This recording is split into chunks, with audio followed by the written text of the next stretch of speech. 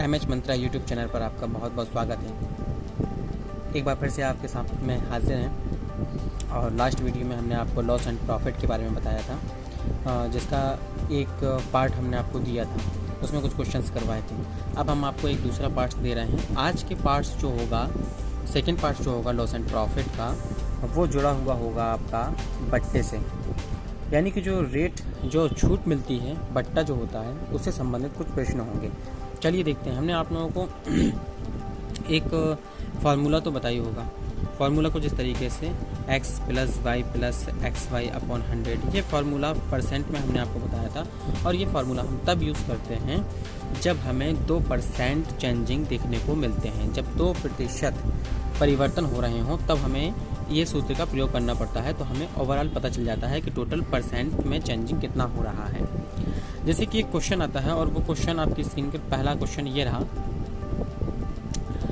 पहला क्वेश्चन आपको कह रहा है कि एक कंपनी 3 प्रकार के क्रमवार बट्टे पेश करती है। पहला है आपका 25% और 15% लगातार देती है। दूसरा ऑप्शन दे रहा है वो 30% और 10%, और तीसरा ऑप्शन वो दे रहा है 35% और 5%। वो ये पूछ रहा है कि किसी ग्राहक के लिए सबसे अच्छा प्रस्ताव कौन सा होगा। अब सोचने वाली बात यह है कि जो 3 उसने ऑप्शन दिए हैं बट्टे के, ग्राहक को कौन सा ऑप्शन चुनना चाहिए ताकि उसे सबसे ज़्यादा फ़ायदा हो सके। तो यहाँ पर देखने वाली बात यह है कि हम इसमें, जैसे पहला है आपका 25% और 15% का है, और दूसरा आपका कितना है, दूसरा आपका हो गया 30 और 10% का, ठीक है, 30 और 10% हो गया। और तीसरा जो आपका है वो तीसरा आपका ऑप्शन हो गया 35 और 5% का, ठीक है, 35 और 5% का। अब हम ये देखना है कि इसमें ज़्यादा प्रॉफिट है कि इसमें ज़्यादा प्रॉफिट है कि इसमें ज़्यादा प्रॉफिट है। तो चलो हम चेक कर लेते हैं कि ओवरऑल देखो 2 चेंजिंग हो रही हैं। 2 चेंजिंग के लिए हमने बताया था कि फार्मूला आप अप्लाई कर लें, सीधा सीधा आपको निकल करके आ जाएगा कि सबसे ज़्यादा बेनिफिट ग्राहक को कब होगा। तो देखिए पहले 25% और 15%, अच्छा छूट मिल रही है, इसका मतलब हम माइनस का प्रयोग करेंगे। तो चलिए पहले ऑप्शन के लिए हम इसको यूज़ करते हैं। तो देखिए -25 होगा, -15 होगा और प्लस एक्स वाई। तो प्लस एक्स वाई का मतलब प्लस ही हो जाएगा, क्योंकि माइनस का एक्स होगा माइनस का वाई होगा। तो 25 गुणा 15 आपका कितना करेंगे, तो 25 गुणा 15 आपका कितना हो जाएगा, 400 हो जाएगा। बटे में क्या आ जाएगा 100। तो यह आपका कितना हो गया, माइनस का 40 हो गया और प्लस का ये 4 हो गया, यानी कि -36, यानी कि ग्राहक को 36% की छूट मिलेगी पहले ऑप्शन में। दूसरे ऑप्शन में क्या छूट मिल रही है, -30 हो गया, -10 हो गया और प्लस कितना हो जाएगा, ये 300/100 हो जाएगा।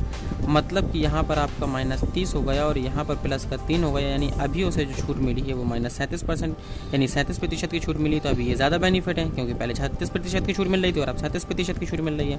लेकिन थर्ड वाले ऑप्शन में अगर हम देखें तो ये 35 है आपके पास में और ये 5 है आपके पास में, और 35 का मल्टीप्लाई हम 5 से कर दें ओवरऑल तो कितना हो जाएगा, 3 × 5 = 15 और 5 × 25, यानी कि 175/100।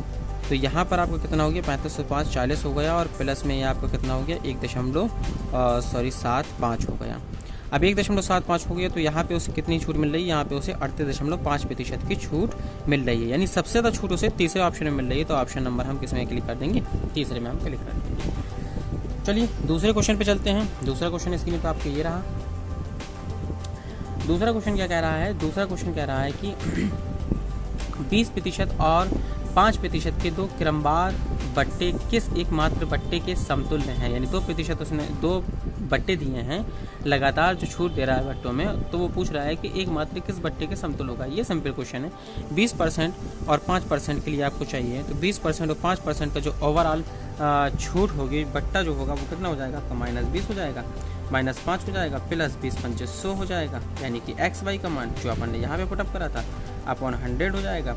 तो माइनस ये आपका 25 आ गया और प्लस में आपका 1 आ गया, यानी ओवरऑल -24% है। तो इसका मतलब है कि 24% की उसे छूट मिल जाएगी। तो एक जो बट्टा होगा उसे 24% की छूट मिल जाएगी। चलिए एक तीसरा क्वेश्चन देखते हैं। ये रहा आपकी स्क्रीन पर। तीसरा क्वेश्चन क्या कह रहा है, तीसरा क्वेश्चन कह रहा है कि 30%, 20%, 10% के क्रमिक बट्टों के समतुल्य एकमात्र बट्टा क्या है। अब उसने 3% दे दिए, 30% हो गया आपके पास में, 20% हो गया आपके पास में और 10% हो गया आपके पास में।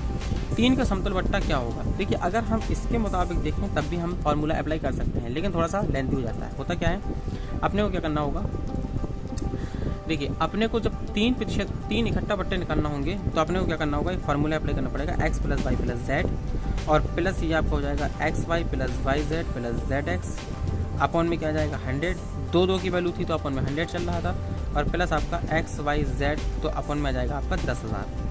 ठीक है, अब हमने करना क्या है, 20, 30 और 10, 2, 3 और 1, यानी कि ये 3, 2, 5 और 1, 6 है। ये वैल्यू अगर आपने देखी तो ये -60 वैल्यू हो गई, छूट मिल रही ना। दो का मल्टीप्लाई करेंगे तो टोटल ओवरऑल वैल्यू प्लस की हो जाएगी। यानी अगर हम इन दोनों का मल्टीप्लाई करेंगे तो 600 आ गया, इन दोनों का मल्टीप्लाई करेंगे 200 आ गया, इन दोनों का मल्टीप्लाई करा तो 300 आ गया। तो 3 दूनी 6 और इसका करा तो 6 2 8, 8 3 1100। तो ये आपका कितना आ गया, ये 1100 आ गया, ये पॉजिटिव आ जाएगा। तो 1100/100 था, यानी फाइनली आपका 11 आ गया। अच्छा, तीनों का अपन ने मल्टीप्लाई कर दिया तो कितना आ गया, 3 दूनी 6, यानी 6000/10,000 अगर करेंगे हम तो प्लस का आपके पास में कितना आएगा, प्लस का नहीं चूँकि माइनस का आएगा, माइनस माइनस फिर माइनस, तो माइनस का ओवरऑल कितना आ गया आपके पास में 0.6 आ गया। अब यहाँ से अपन ने इसको करेक्ट किया तो ये आपका कितना बन गया, 60 में से अगर आपका 11 जाएगा तो आपका कितना बनेगा, 49 बन जाएगा माइनस का, और माइनस का 0.6 था। यानी ओवरऑल जो आपका ऑप्शन आएगा वो 49.6% की छूट फाइनल जाएगी। ठीक है, एक चौथे क्वेश्चन को देख लेते हैं। चौथा क्वेश्चन क्या कहता है, ये रहा है स्क्रीन पर।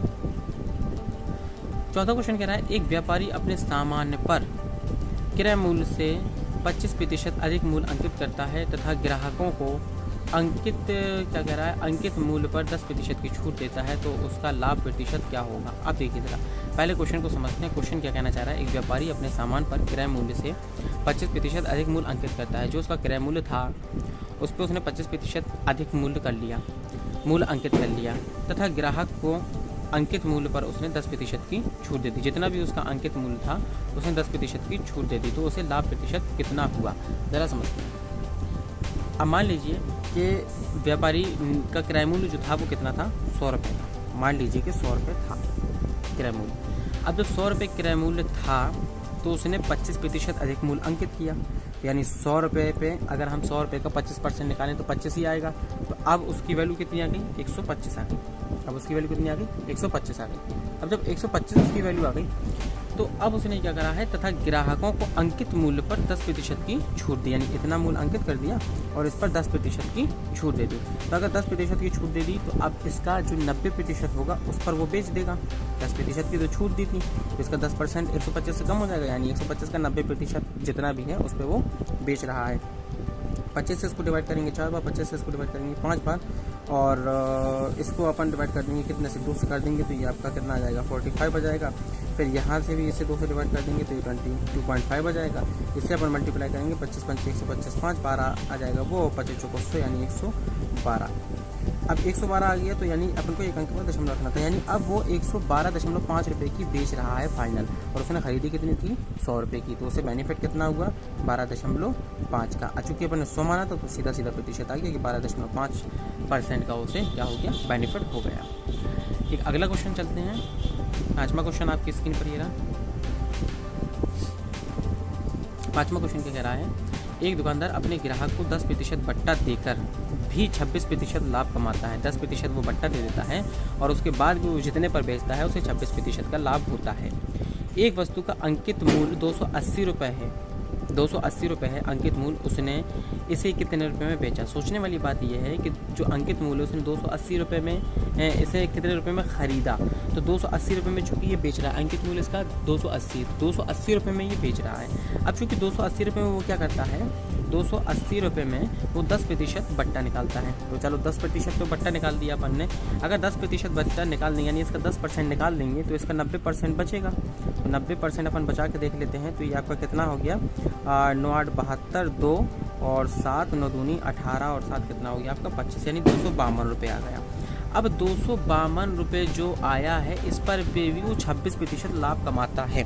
अगर इस पर 26% लाभ कमाता है तो सोचिए ज़रा किराया मूल्य इससे कम ही होगा। अब किराया मूल्य अगर इससे कम होगा तो किराया मूल्य होगा कितना, तो अगर देखिए 100 नीचे हम 100 कितना कर दें, 26 कर दें, क्योंकि 26% इससे क्या था, लाभ था।